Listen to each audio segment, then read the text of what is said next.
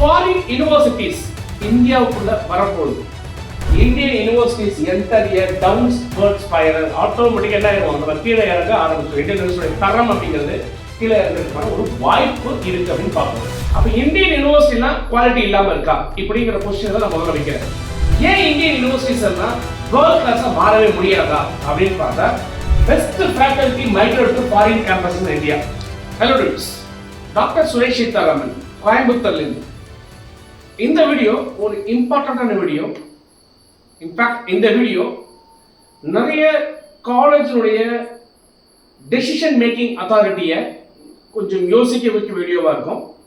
அதே சமயத்தில் கவர்மெண்ட்டும் கொஞ்சம் யோசிக்கிற மாதிரி வீடியோவாக இருக்கும்.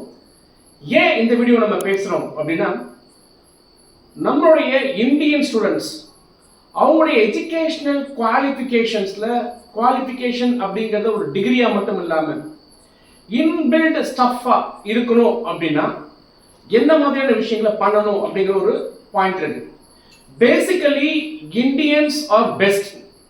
வி இந்தியன்ஸ் தான் எல்லா விஷயங்களும் நம்ம வந்து ஃபாரினர்ஸுக்கு டீச் பண்ணணும். இன்னைக்கு இல்லைங்க, 6000 years பேக் இது வந்து ப்ரூவ் ஆயிருக்கு. அது இன்ஜினியரிங்காக இருக்கலாம், மெடிசனாக இருக்கலாம், எக்கனாமிக்ஸாக இருக்கலாம், அக்கௌண்ட்ஸாக இருக்கலாம், ஆஸ்ட்ரோபிசிக்ஸாக இருக்கலாம். இனி 360 டைமென்ஷன்ஸில் நீங்கள் என்ன யோசிச்சாலும் அதை ஃபர்ஸ்ட் உலகத்துக்கு கொண்டு போனவங்க நம்ம இந்தியன்ஸ். அந்த ஆஸ்பெக்ட்ல இன்னைக்கு நம்ம பேச போற இந்த டாபிக் என்ன அப்படின்னா, ஃபாரின் யூனிவர்சிட்டிஸ் இந்தியாவுக்குள்ள வரப்போகுது. ஓகே, நல்ல விஷயம் தான். டெக்னாலஜி டிரான்ஸ்ஃபர் நடக்கும், கொலாபரேஷன்ஸ் நடக்கும், அட்வான்ஸா லேர்ன் பண்ணலாம். இது உண்மைதான். ஆனால் அதே சமயத்தில் அப்போ இந்தியன் யூனிவர்சிட்டிலாம் குவாலிட்டி இல்லாமல் இருக்கா இப்படிங்கிற கொஸ்டின் தான் நான் முதல்ல வைக்கிறேன். அப்போ இந்தியன் யூனிவர்சிட்டி குவாலிட்டியாக வரணும்னா என்னென்ன இடத்துல பிரச்சனை இருக்கு. இன்னொரு பாயிண்ட் இதை பேசுறதுக்கான ரீசன், ஃபாரின் யூனிவர்சிட்டி வர்றாங்க, டீச் பண்ணுறாங்க, பணம் இருக்கிறவங்க மட்டும் போய் படிச்சிருவாங்க. இது என்ன பண்ணுவாங்க அப்படின்னா, இந்த பணம் இருக்கிறவங்க மட்டும் மேலே வந்துகிட்டே இருப்பாங்க. சராசரி ஒரு கிராமப்புற ஸ்டூடெண்ட் மேலே வரணும் இல்லையா? அப்போ அவங்களுக்கு இது அஃபோர்டபுளாக இருக்குமா? அவங்க அங்கே போய் படிக்க முடியுமா? அவங்களுக்கான அந்த இன்ஃபீரியாரிட்டி காம்ப்ளெக்ஸோ இல்லை சுப்பீரியாரிட்டி காம்ப்ளெக்ஸோ அது எப்படி வந்து சேஞ்ச் ஆகும்?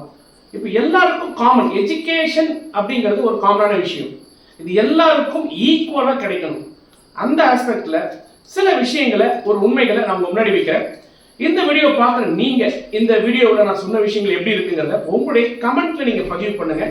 இதுதான் நிறைய பேருக்கான ஒரு ஐ ஓப்பனிங்காகவும், நம்மளுடைய கிராமப்புற மாணவர்களுக்கும் இந்தியாவை சேர்ந்த மேல வரணும்னு நினைக்கக்கூடிய அனைத்து ஸ்டூடெண்ட்ஸுக்கும் ரொம்ப ஒரு யூஸ்ஃபுல்லான ஒரு விஷயமா இருக்கும். ஸோ உங்க சப்போர்ட் இது கரெக்டாக இருந்தால் நீங்க டெஃபினட்டா பண்ணலாம். நம்ம வீடியோக்குள்ள போகலாம். Foreign colonisation of education in India, who benefits, who pay the price. Title நம்ம அப்படிதான் கொடுத்துருக்கோம். வெளிநாட்டிலிருந்து வரக்கூடிய ஃபாரின் யூனிவர்சிட்டியை வரவேற்கக்கூடியது, அவங்கள இங்க நம்ம இந்தியாவுக்குள்ள கொண்டு வர்றது நல்ல விஷயமா அப்படின்னு பண்ணும்போது யாருக்கு இது பெனிஃபிட் ஆகுது, யார் வந்து இந்த அளவு பணம் கட்ட முடியும்? அப்போ why allowing foreign for profit universities without parity in harming Indian higher education? ஒரு சமத்துவம் அப்படிங்கிறது வேண்டாமா அப்படின்னா, ஏன் சார் சமத்துவத்தை பத்தி இந்த இடத்துல சொல்றீங்க? இப்போ ஃபாரின் யூனிவர்சிட்டிக்கு எப்படி ரூல்ஸ் இருக்கு, இந்தியன் யூனிவர்சிட்டிக்கு எப்படி ரூல்ஸ் இருக்கு நம்ம பார்க்கலாம். ஃபாரின் யூனிவர்சிட்டிஸ் பார்க்கும்போது allowed to operate in India with complete autonomy. ஒரு ஃபாரின் யூனிவர்சிட்டி உள்ள வரும்பொழுது அவங்களுக்கு கம்ப்ளீட்டா எல்லா ஃப்ரீடமும் கொடுத்துடுறாங்க. ஆனா அதே இந்தியன் யூனிவர்சிட்டி அப்படின்னு பார்க்கும்பொழுது remain under licence Raj and excessive regulation. ஆனா இந்தியன் யூனிவர்சிட்டிக்கு மட்டும் ஏகப்பட்ட ரூல்ஸ்ங்க. அது என்ன ரூல்ஸ் உங்களுக்கு தெரியணும் இல்லையா? ஒரு இந்தியன் யூனிவர்சிட்டி நடத்தணும், ஒரு காலேஜ் நடத்தணும், ஒரு அட்டானமஸ் காலேஜ் நடத்தணும்னா என்னென்ன ரூல்ஸ்லாம் இருக்குங்கிறது மக்கள் நீங்களும் புரிஞ்சுக்கணும் இல்லையா? அந்த விதத்துல ரிசல்ட் என்ன நடக்க போகுது அப்படின்னு பாத்தீங்கன்னா, அன்இக்குவல் பிளேயிங் ஃபீல்டு. ரெண்டு பேரும் விளையாட போற கிரவுண்ட் ஒன்று தான், ஆனால் ரெண்டு பேரும் விளையாட போறது வித்தியாசமா விளையாட போறாங்க. ஆட்டோமேட்டிக்கா ஒரு இம்பேலன்ஸான விஷயங்கள் நடக்கிறதுக்கான வாய்ப்புகள் இருக்கு. ரிசல்ட் என்ன அப்படின்னு கேட்டீங்கன்னா, அன்இக்குவலான பிளேயிங் ஃபீல்டுங்க. அப்போ unequal playing field plus systematic weakening of Indian institutions. இது நாலு என்ன பண்ணும் அப்படின்னு கேட்டீங்கன்னா, இவங்க விளையாடுறது வேற கிரவுண்டு, இவங்க விளையாடுறது வேற கிரவுண்டு. டோட்டலா என்ன ஆயிரும் அப்படின்னா, இந்தியன் எஜுகேஷன் சிஸ்டத்தை இன்னமும் வீக்கன் பண்றதுக்கான ஒரு வாய்ப்பும் இருக்கு. இதை நான் இன்னொரு ஆங்கிள் யோசிக்கிறேன். அப்ப என்ன, education is not just a market, it is a national infrastructure. அப்போ எஜுகேஷன் அப்படிங்கிறது ஒரு வியாபாரமான விஷயம் அல்ல, அது இந்தியாவுடைய ஃபியூச்சரிஸ்டிக் இன்ஃப்ராஸ்ட்ரக்சர் அப்படின்னு நம்ம சொல்றோம். இந்த ரெகுலேட்டரி அசிமெட்ரி அடிப்படை பிரச்சனை என்ன அப்படின்னு கேட்டீங்கன்னா, foreign universities versus Indian university அப்படிங்கிற பாயிண்ட் ஆஃப் வியூல ஃபாரின் யூனிவர்சிட்டிக்குன்னு ஒரு ரூலுங்க, இந்தியன் யூனிவர்சிட்டின்னு ஒரு ரூல். அது என்ன ரூல் நீங்க தெரிஞ்சுக்கணும் இல்லையா? ஃப்ரீ, இங்க எல்லாமே ஃப்ரீ. உங்களுக்கு என்ன ஆப்ரேட்ஸ் ஃப்ரம் ஐடி பார்க், எங்கேயோ ஒரு கமர்ஷியல் பில்டிங்ல ஒரு 4 மாடியோ ஒரு 5 மாடியோ வாடகை எடுத்துக்கிட்டு அந்த வாடகையில இங்க என்ன பண்ணலாம், யூனிவர்சிட்டி ஆரம்பிக்கலாம். இவங்களோட ஃபீஸ் அப்படின்னு பாத்தீங்கன்னா ஒரு வருஷத்துக்கு 15 லட்சம் ரூபாய் வரைக்கும் வாங்கிக்கலாம். ரெகுலேஷன் அப்படிங்கிற பாயிண்ட் ஆஃப் வியூல உங்களுக்கு எந்த ரெகுலேஷனும் கிடையாது. என்னென்ன பாயிண்ட் ஆஃப் வியூல கரிக்குலம் எப்படி வேணா ஃப்ரேம் பண்ணிக்கங்க, இன்டேக் நீங்க என்ன வேணாலும் எடுத்துக்கங்க, ஃபேக்கல்டி நாம்ஸே கிடையாது, நீங்க எப்படி வேணா ஃபேக்கல்டி போட்டுக்கோ, எங்க வேணா எடுத்துக்க, என்ன வேணாலும் பண்ணிக்கோ. சேலரி, பிஎஃப், இஎஸ்ஐ, கிராஜுவிட்டி இந்த மாதிரி பிரச்சனை எதுவுமே கிடையாது. ஸ்டூடெண்ட் ஃபேக்கல்டி ரேஷியோ அப்படிங்கிறது கிடையவே கிடையாது. டோட்டலாக என்ன ஆகுது, ஃபினான்ஷியலா ப்ராஃபிட் அப்படிங்கிறது ஒரு பக்கம் மூவ் ஆகுது. ஒரு இந்தியன் யூனிவர்சிட்டி அப்படிங்கிற பாயிண்ட் ஆஃப் வியூல பார்க்கணும் அப்படின்னா மேண்டேட்டரி 100 ஏக்கர் இடம் வேணும், 50 கோடி என்டோஸ்மெண்ட் பண்ணணும், கவர்மெண்ட் கோட்டால 65% சீட்டை நம்ம இடஒதுக்கீடு பண்ணணும். ஃபீஸ் அப்படிங்கிற போகும்போது நிர்ணயிக்கப்பட்ட ஃபீஸ் என்ன பண்றாங்கன்னா ஒரு 55,000 ரூபாய் இல்லைன்னா ஒரு 85,000 ரூபாய். ஒரு இன்ஜினியரிங் காலேஜ் எக்ஸாம்பிள் எடுத்து நம்ம பேசுறோம், இந்த அளவுக்கு தான் ஃபீஸ். சில யூனிவர்சிட்டிஸ் மட்டும் கொஞ்சம் ஃபீஸை ஸ்லாப் ரேட்ல வந்து கொஞ்சம் யூனிவர்சிட்டிஸ்ல வாங்குறாங்க. கண்ட்ரோல் என்னென்ன கண்ட்ரோல் கொடுக்குறாங்கன்னா, அட்மிஷன்ஸ்ல கண்ட்ரோல் இருக்கு, ரெக்ரூட்மெண்ட் ப்ராசஸ் ஃபேக்கல்டில கண்ட்ரோல் இருக்கு, இன்ஃப்ராஸ்ட்ரக்சர் பாயிண்ட் ஆஃப் வியூல என்ன மாதிரி பில்டிங் இருக்கு எப்படி இருக்கு கண்ட்ரோல் இருக்கு, அட்டானமஸே கொடுத்தாலும் அதுலயும் குறுக்கீடுகள் அப்படிங்கிறது இருக்கு. அப்ப என்னன்னா இவங்க ஃப்ரீடமா ஒர்க் பண்ண முடியுமா அப்படின்னா எக்ஸசிவ் ரெகுலேஷன் போட்டதால அட்டானமியே இருந்தாலும் அவங்க ஃப்ரீடமா ஒர்க் பண்ண முடியாம இருக்கு. ஒரு ஃபைனல் பாட்டம் லைன் என்ன அப்படின்னா, same country but different rule புக்ஸுங்க. ஒரே நாடு ஆனா 2 பேருக்கு 2 விதமான ரூல்ஸை கொடுக்குறாங்க அப்படிங்கிறதா நீங்க தெரிஞ்சுக்க வேண்டிய விஷயம். சரி, அதெல்லாம் என்ன சார், இது நமக்கு நல்லா தானே இருக்கும், நமக்கு ஒரு ரெகுலேட்டரி பாடி இருக்குல்ல, தப்பு நடக்காம இருக்கிறது வாய்ப்பு இருக்குல்ல அப்படின்னு சொன்னா அது இங்கேயும் நடக்குமா நடக்காம இருக்கிறதுக்கு நம்ம ஒரு பாயிண்ட் இருக்கு இல்லைங்களா, அதையும் நம்ம பார்க்கணும். சரி, ஓகே.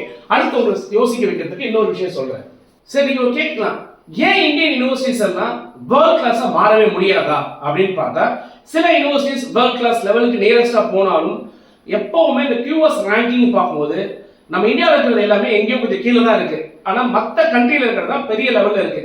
இதுக்கு ஒரே காரணம் என்ன அப்படின்னு நீங்க பாத்தீங்கன்னா, சில ஆங்கிள் யோசிக்கும் பொழுது கீ கன்ஸ்டன்ட்ஸ் என்னவா இருக்கும் அப்படின்னு பாத்தீங்கன்னா, நோ அட்டானமி இன் அட்மிஷன்ஸ். நான் ஏற்கனவே சொன்ன மாதிரி அட்மிஷன்ஸ் அட்டானமி கிடையாது, ஃபேக்கல்டி ரெக்ரூட்மெண்ட்ல அட்டானமி கிடையாது, இண்டஸ்ட்ரி எக்ஸ்பர்ட்ஸ் ப்ரொஃபஸரா கொண்டு வரதுக்கான அட்டானமி கிடையாது, கரிக்குலம் அண்ட் அசஸ்மெண்ட்டை நம்ம எப்படி வேணா பண்ணலாம், சிலபஸ் எப்படி வேணா ஃப்ரேம் பண்ணலாம், இல்ல அசஸ்மெண்ட் எப்படி வேணா பண்ணுங்கிறதுக்கு உங்களுக்கு நீங்க நினைச்ச மாதிரி பண்ணிட முடியாது, ஃபீஸை நீங்க வந்து ஓனா ஃபிக்ஸ் பண்ண முடியாது, அவுடேட்டட் இன்ஃப்ராஸ்ட்ரக்சர் நாம்ஸ் எப்பவோ பண்ண ஒரு இன்ஃப்ராஸ்ட்ரக்சர் 15 வருஷம் 20 வருஷத்துக்கு முன்னாடி இன்ஃப்ராஸ்ட்ரக்சர் தான் இன்னும் எல்லாமே ஃபாலோ பண்ணிட்டு இருக்காங்க. பிரிஸ்கிரைப்டு நான் அகாடமிக் ஸ்டாஃபிங், அதாவது நான் அகாடமிக்ல இருக்கக்கூடிய ஸ்டாஃப் கூட இப்படிதான் இருக்கணும்ன்ற ஒரு rules, process heavy compliance, but outcome அப்படிங்கிறது லைட் கவர்னன்ஸா மாறிடுச்சுங்க. இதுதான் பெரிய கீ கன்ஸ்ட்ரைன்ட்ஸ் அப்படிங்கிற பாயிண்ட்ல. ஓகே, இதனால என்ன நடக்கும், கான்சிக்வன்சஸ் என்ன அப்படிங்கிற பாயிண்ட்ல பார்த்தா ஆட்டோமேட்டிக்கா மாறிடுறாங்க. எப்படி மாறிடுறாங்க, இதெல்லாம் வேணும் நீங்க ரூல்ஸ்ல கேட்குறீங்க, நாங்க என்ன பண்றது, ஆட்டோமேட்டிக்கா எஜுகேஷனல் சிஸ்டம்ங்கிறது குவாலிட்டியா இருக்கணும், நியாயமா இருக்கணும், நேர்மையா இருக்கணும். ஆனா அதர் சைடு என்ன நடக்குது அப்படின்னா, fake research, low impact PhDs, சமீப காலமா கடந்த 15 வருஷமா இது நடக்குதுங்க. Innovations replace by paper work. Innovation சொல்றாங்க, ஆனா எல்லாம் பேப்பர்ல இருக்கே தவிர ப்ராப்பரா இல்ல. Compliances replaces creativity. நம்மளோட கிரியேட்டிவிட்டி அப்படிங்கிற பாயிண்ட் வந்து குறையுது, கம்ப்ளைன்சஸ் அப்படிங்கிறது அதிகமாகுது. அப்ப என்ன பண்றாங்கன்னா, ஃபைலிங் அப்படிங்கிறது அதிகமாகுதே தவிர ரியல் கிரியேட்டிவிட்டி வெளியில வருதானா வெளியில வரல. காரணம் இந்த மாதிரியான ஒரு கன்ஸ்ட்ரைன்ட்ஸ்லாம் இருக்கிறதுனால, அட்டானமி இல்லாதனால, ஒரு ரேங்கிங்ல போகணும், நம்ம ரேங்கிங்ல ஜெயிக்கணும், இந்த ரேட் ரேஸ் நம்ம நிக்கணும் அப்படிங்கிறதுக்காக என்ன நடக்குதுன்னா இந்த மாதிரி ஒரு மாற்றங்கள் கடந்த 15 வருஷம் 10 வருஷமா இருந்துட்டு இருக்குங்க. இதுலயும் சில கல்லூரிகள் கொஞ்சம் நேர்மையா நடந்துக்கிறாங்க, பட் இன் ஜெனரல் நம்ம பேசிட்டு இருக்கோம். கிரிட்டிக்கல் இன்சைட் இந்த பாயிண்ட்ல நான் என்ன வைக்கிறேன் அப்படின்னா, world class universities are built on academic freedom, not on the checklist. Academic freedom கொடுத்தா ஆட்டோமேட்டிக்கா வளருவாங்க. ஆனா நம்ம என்ன பண்றோம், ஒரு செக்லிஸ்ட் போட்டு இது இருக்கா இது இருக்கா இது இருக்கா இது இருக்கான்னு செக் பண்ணும்போது ஆட்டோமேட்டிக்கா என்ன ஆயிடுது, ஒரு மிஸ்மேட்ச் நடக்குது. மறைமுகமா நமக்கு என்ன நடக்க போகுது அப்படின்னு பாத்தீங்கன்னா, the hidden danger brain drain by design அப்படிங்கிறது நடக்க போகுது. How this policy accelerates institutional collapse. இந்த பாலிசி டெசிஷன்ஸ் வந்து எப்படி வந்து இந்தியாவில் இருக்கக்கூடிய இன்ஸ்டிடியூஷன்ஸை கொஞ்சம் கொலாப்ஸ் பண்ண போகுது அப்படின்னு நம்ம யோசிச்சோம் அப்படின்னா என்ன நடக்கும்? Best faculty migrate to foreign campus in India. இருக்கிறதுல நல்ல ப்ரொஃபசர்ஸ் என்ன பண்ணுவாங்க, ஆட்டோமேட்டிக்காக ஃபாரினுக்கு அந்த ஃபாரின் யூனிவர்சிட்டிஸ்க்கு மூவ் பண்ண ட்ரை பண்ணுவாங்க. காரணம் ஒவ்வொரு இண்டிவிஜுவல் வாழணும், உங்க சேலரி அதிகமாக வேணும், சேலரி ஆஸ்பெக்ட்ல மூவ் ஆக ஆரம்பிச்சுவாங்க. அப்போ ஆட்டோமேட்டிக்காக மைக்ரேஷன் நடக்க போகுது. அப்போ என்ன ஆயிரும், இந்தியன் யூனிவர்சிட்டியில் நீங்கள் லோக்கலாக இருக்கக்கூடிய இதில் வந்து ஸ்டாஃபிங் என்ன ஆகும், குறையாகும், குவாலிட்டி குறையாகும். Top students choose foreign brands. நார்மலாக டாப் ஸ்டூடெண்ட்ஸ் என்ன பண்ணுவாங்க, ஃபாரின் பிராண்ட் வேணும்னு சொல்லி பிராண்ட் நோக்கி போக ஆரம்பிச்சுருவாங்க. ரெண்டாவது, பணக்காரர்கள்லாம் அதிகமாக மூவ் ஆக ஆரம்பிச்சிருவாங்க. ஆனால் அந்த இடத்துக்கு டாப் ஸ்டூடெண்ட்டாக இருந்தாலும் கூட நம்ம ஆளுங்க, நம்ம லோக்கல், நம்ம கிராமப்புறத்தில் இருக்கிறவங்க அந்த அளவுக்கு அஃபோர்டபுளாக கொடுக்க முடியுமானா அந்த இடத்துல ஒரு பிரச்சனை வரும்.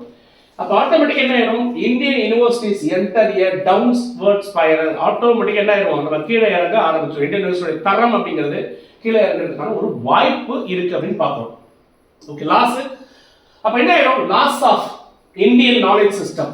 அடிப்படையாக நம்ம இந்தியன் நாலேஜ் சிஸ்டம் அப்படிங்கிறது கண்டிப்பா என்ன ஆயிடும், மாறிடும். கல்ச்சுரல் ஈத்தோஸ் கம்பல்சரியா மாறிடும். லாங்குவேஜஸ், நம்முடைய இந்திய கலாச்சாரம், இந்திய மொழி அப்படிங்கிறது கொஞ்சம் கொஞ்சம் குறையறதுக்கான வாய்ப்புகள் இருக்கு. இண்டிஜினியஸ் பெடகாகி, ஊருக்கே நம்ம தான் ஃபர்ஸ்ட் எல்லாத்தையும் சொல்லி கொடுத்தோம். ஆனா ஆட்டோமேட்டிக்கா இது எல்லாமே கொஞ்சம் கொஞ்சமா குறையறதுக்கான வாய்ப்புகள் இருக்குங்கிறத நம்ம இன்னொரு ஆங்கிள் திங்க் பண்றோம். அப்ப ஃபாரின் யூனிவர்சிட்டி வர்றதுனால நமக்கு என்ன லாஸ் நடக்கும்னா இந்த லாஸ் நடக்கிறதுக்கான வாய்ப்புகள் இருக்கு. அப்ப ரியாலிட்டி செக் அப்படிங்கிற பாயிண்ட்ல பார்த்தோம்னா Indian education already teachers hard work, discipline, ethics இதெல்லாம் இருந்துச்சு. ஆனா இனிமேல் இருக்கும் அப்படின்னா கொஞ்சம் டவுட்டா தான் இருக்கு. அப்ப மிஸ்ஸிங் எலிமெண்ட் என்ன அப்படின்னு பார்க்கும்போது கிரிட்டிக்கல் திங்கிங், கிரியேட்டிவிட்டி. ரீசன் என்ன அப்படின்னு பார்த்தீங்கன்னா lack of autonomy, not lack of capability. நமக்கு அட்டானமி இல்லையே தவிர நம்ம கேப்பபிள் இல்லை அப்படிங்கிறது தான் இங்க முக்கியமான ரீசனா நாம பார்க்கிறோம். The mind of rankings, the Goodhart's law trap அப்படின்னு சொல்லுவாங்க.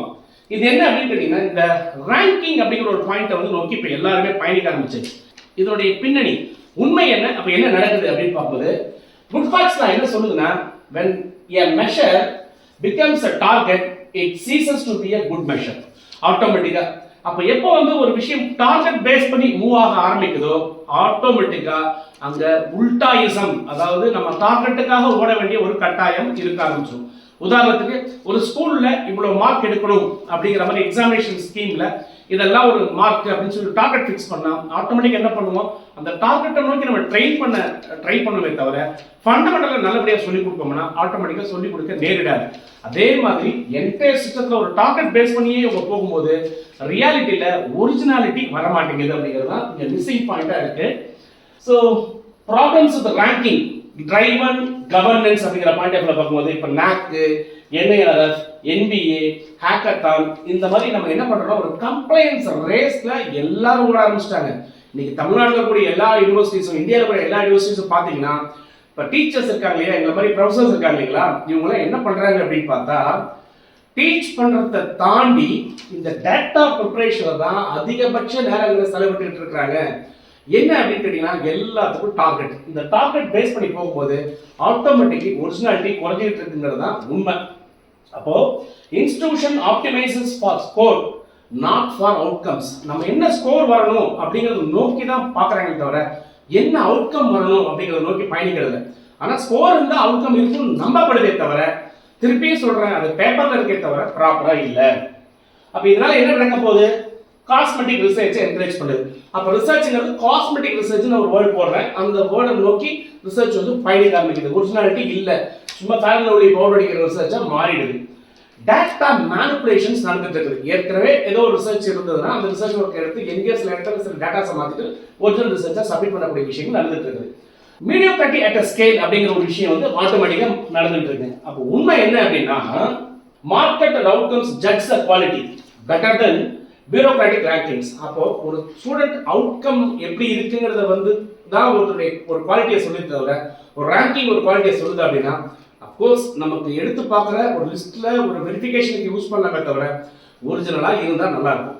அப்போ இதுக்கெல்லாம் என்ன சார் தீர்வா இருக்க முடியும் அப்படிங்கிற பாயிண்ட்ல நம்ம யோசிச்சோம் அப்படின்னா த சொல்யூஷன் ட்ரஸ்ட். முதல்ல நம்பிக்கை வேணும், அட்டானமி இருக்கணும், எல்லாருக்கும் இண்டிவிஜுவல் அட்டானமி இருக்கணும், அண்ட் இந்தியன்ஸ் ஆர் ஃபர்ஸ்ட் அப்படிங்கிற அந்த பாலிசி இருக்கணும். வாட் இந்தியா ஆக்சுவலி நீட், நம்ம இந்தியா தேசத்துக்கு என்ன தேவை அப்படின்னு நம்ம பார்க்கும்போது பார்த்தா policy recommendations, core principle 100% autonomy to Indian universities for 25 years அப்படின்னு இருந்தா நல்லா இருக்கும். Equal rules for Indian and foreign universities இருந்தா நல்லா இருக்கும். மினிமல் ரெகுலேஷன், ஸ்ட்ராங் அக்கௌண்டபிலிட்டி இருந்தா நல்லா இருக்கும்.